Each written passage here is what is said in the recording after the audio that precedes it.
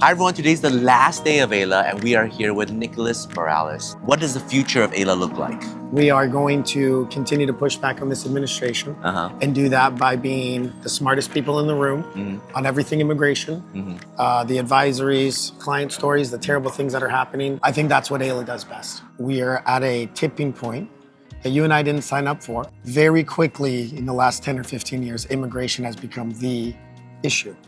And how fortunate are we to have those discussions behind closed doors that are going to impact not just the 18,000 members, but also the practice at large. And then, like you said, our country, when they really need us most. Our generation, millennials, are desperate for in-person communication, in-person connectivity, going out, meeting people the old-fashioned way.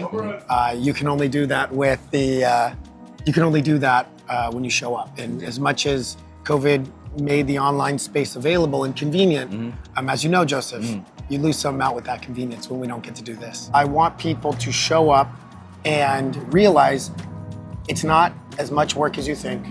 And for every minute you put in, the value comes back tenfold. Join a liaison. Say yes to that invitation to speak, to sit on a committee.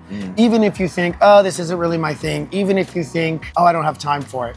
As you know firsthand, all it takes is one yes to truly change your career. We were able to connect with different nonprofits, and they've been talking about how they struggle with so many people want to volunteer with them, but they don't have the resources to train them. And I was like, we just set up a nonprofit, and we would love to go train your law students. In fact, I was chair of law student committee for years. You're the guy? Let's do it. And then they immediately, right then, emailed their director. We just connected and we planned that out. We have to lean in and say, whatever you do, however you do it, we're helping the same people, but how can I help you and vice versa? But this is AILA. AILA, to me, has always been about what can I do to help you? It's never what can you do to help me? And it is a very organic, meaningful, healthy, professional space of we're all doing the work. There's a bottleneck that you're talking about. There's some issue here. Well, have you met this person? That's what they do. Have you met Joseph? He loves talking to law students. It's this venue to do all of just that.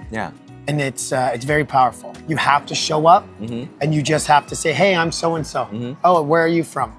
Because we're all desperate for a connection, community. You can watch, you can stream, you can listen, but you have to make it a priority to come down, feel like you're in high school again, or first year of college where, oh, I don't really know anybody and I think they remember me, and just pull the Band-Aid and go make some friends. Because the way you feel after AILA it's hard to describe. You both feel rejuvenated, you're exhausted, but you're excited to get back to the work. And everyone can use that type of motivation.